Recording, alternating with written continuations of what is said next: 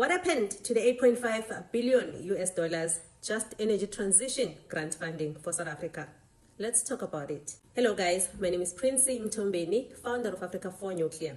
Let's unpack what happened to the 8.5 billion US dollars Just Energy Transition grant funding that was meant to help South Africa transition from coal to cleaner energy sources in a fair and equitable way. Earlier this year, in March, researchers at Wits University published a paper detailing where the money has gone to, when it was dispersed, and what it was spent on. The funding for South Africa's Just Energy Transition was announced at COP26 in Glasgow, 2021, backed by the European Union, France, Germany, the US, and the UK, with the Netherlands and Denmark joining later.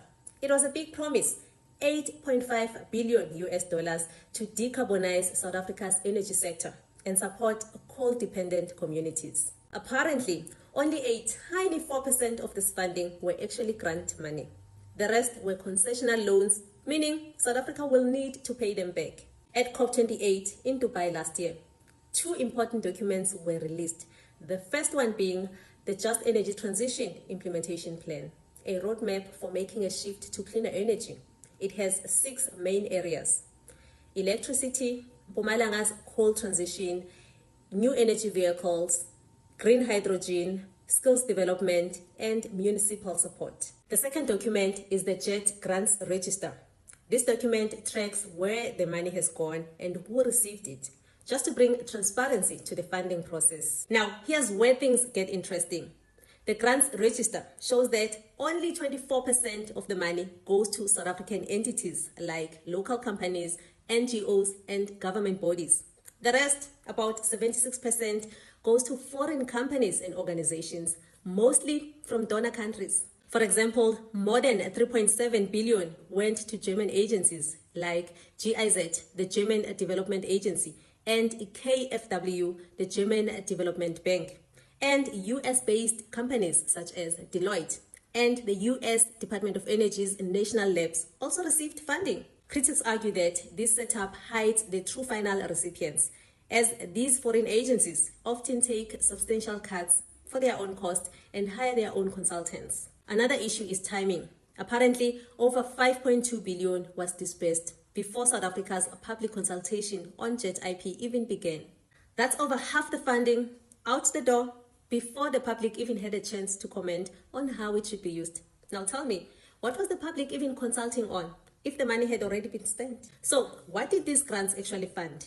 The priority areas included green hydrogen, Mpumalanga's just transition, and electricity infrastructure, with small amounts going to skills development and municipalities. But when we look closer, there's a problem.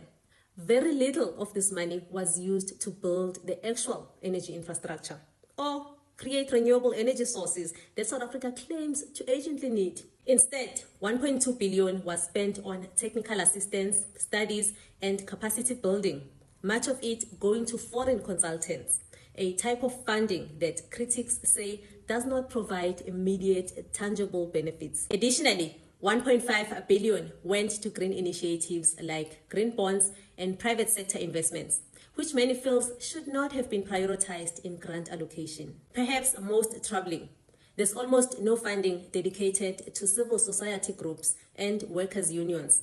Only 0.4% of the funds went to civil society organizations, and there's no money specifically set aside to help workers in the coal sectors and provide social protection. Even the 1.1 billion rand marked for skills mainly went to foreign-led initiatives, with just 453 million rand for actual skills training for South Africans, with some strange inclusions under the banner of skills, like financing the secondment of an employee of the British High Commission to the Presidential Climate Commission. So what does this all mean, South Africans?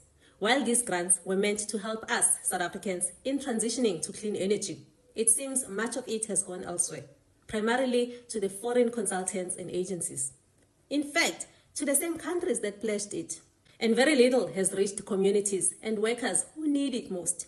So what do you think, guys? Has South Africa's JET funding missed the mark?